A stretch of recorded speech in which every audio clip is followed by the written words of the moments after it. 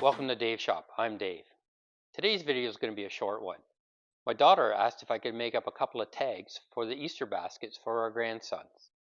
So what I did was I carved it using my CNC machine, and I made a stencil and I put the names on it. This will be a quick one, so hope you like it. Thanks. Okay, so the first thing we want to do is we want to create a new file, and what we're going to do is we're going to set up the board to what we want. So it's single-sided and it's 6 inches wide by 3 inches high, and I've got it set as 1/8. The material surface is a 0 position, and we're going to date them in the XY down at the front left corner. So now we want to import our bitmap, our picture. So this is the one, the EB cleaner version, and this is what the bitmap looks like. And what we want to do is we want to do a trace bitmap. So you select it, it's black and white, and I'm going to leave the parameters where I've been using them at. It seems to be working for me. One thing I did notice down here at the bottom, you can group or ungroup the vectors ahead of time. So I'm going to ungroup, preview it, apply it, we'll close the box, and there, now we have traced it. So once you have it selected, we want to go up to the layers, and we want to turn off the bitmap so we can just see the vector version. And then we're going to select the outside box, we're going to delete it, and there's a little piece here, we're going to delete it, and now we have the vector for the bunny. Okay, so we selected our vector, we're going to move it over to the left here, and I'm going to resize it by stretching the corners until I get it to pretty much where I want it in size. Drag the bottom here a little bit more, and that looks pretty good. I do want to add a guideline so I know where the center is, so we drag a guideline over to the 3-inch position, and then we'll select our vector again, we'll copy and paste it, and we'll select it and we'll drag it over to the right, position it, and then we'll select both vectors so we can then align them to the material vertically. I don't need to do anything else here, so that's good. We'll just close out this box here now.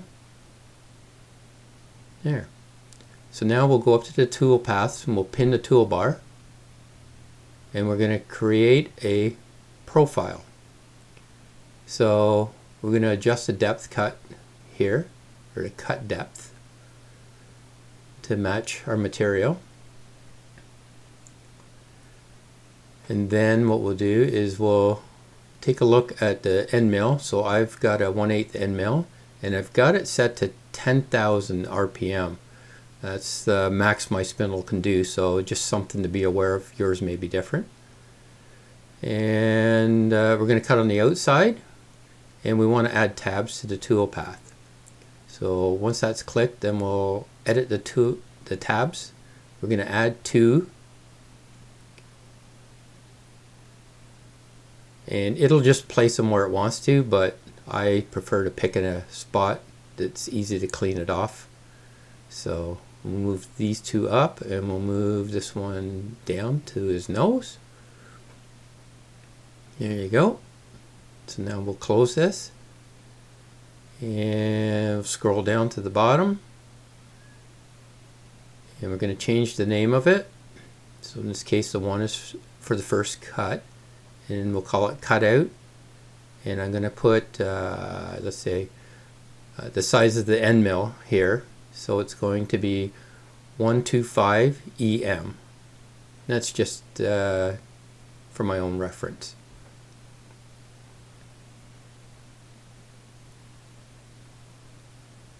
Okay, and now we'll calculate it. Oh, okay, so it tells you, oh, I got it a little too deep, so let's go back and we'll just adjust that. We don't want to go that far, we'll go into our spool board, so we'll 126, calculate it. It's just a warning, it says you're going to go through, we know. And let's run the animation. We'll just slow it down just a titch here so we can see it. There you go, and you can see it leaves the tabs there as well. So that's good, that's exactly what I want. And let's see, we'll go back to the 2D view. Okay, so we also need to add a hole for the ribbon to go through for the tag. So let's see, yeah, that looks good there, 0.2. So we'll apply that, close it, we'll select the vector, copy it, paste it, and drag it across so we can put one on the other ear. There you go, right there. So now we've got those holes, so we want to select them, and we're going to create a profile. So we're going to use the same bit. We're going to cut on the inside of the line, and we don't need any tabs. It'll just get sucked up by the vacuum. And we're going to name this one. We're going to call it 1 hole and 1.25 EM for the end mill. Calculate it. And let's see what it looks like. Good. So that's all good there. So we'll close that out. And I'm going to move the whole one up. I want to cut it first. And so we'll rename the second one, so it's got a 2 in front of it. That way we know it's the second cut and not the first one.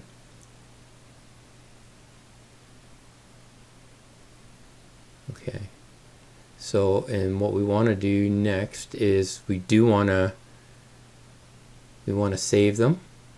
So save the first one, and as you can see, I've already done this, so this is what I used before. So you save that toolpath. We'll close this, and then we want to save the second toolpath.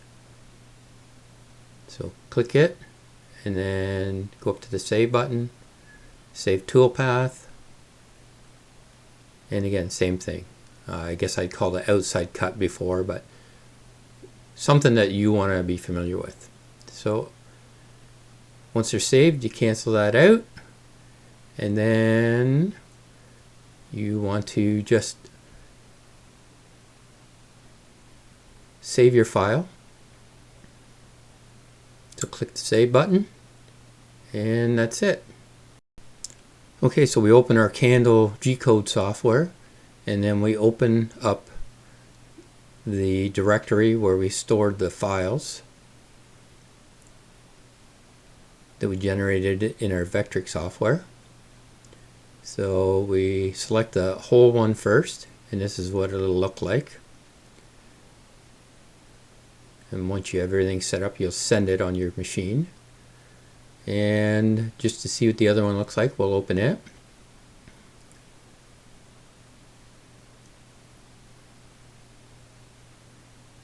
And the outside cut.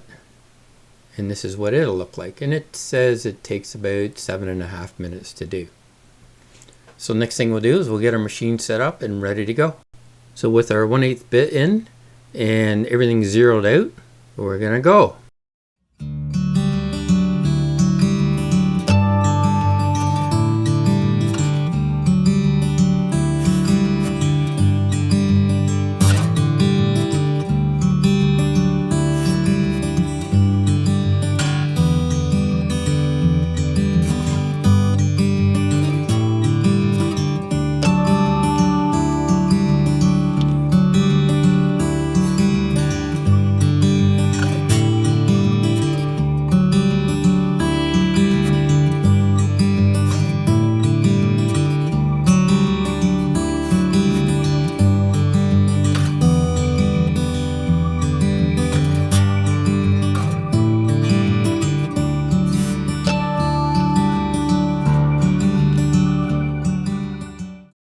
And here they are all cut out. So that didn't take too long. So the next thing we wanted to do is I need to create the fonts. So we went into Cricut and selected a font we've used before and did both their names, Lincoln and Archer. And then Put the mat on the machine with the vinyl, and this is what it looks like after it was weeded. Then we use a transfer sheet and take these stencils and we put them onto the bunnies, and there you have, that's what the final project looked like.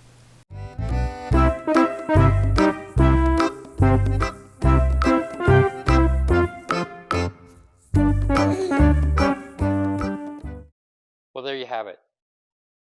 Didn't take a lot of time, but it's something that the kids can use for years to come. Thanks for checking in, and don't forget to like and subscribe our channel for future videos. Bye for now.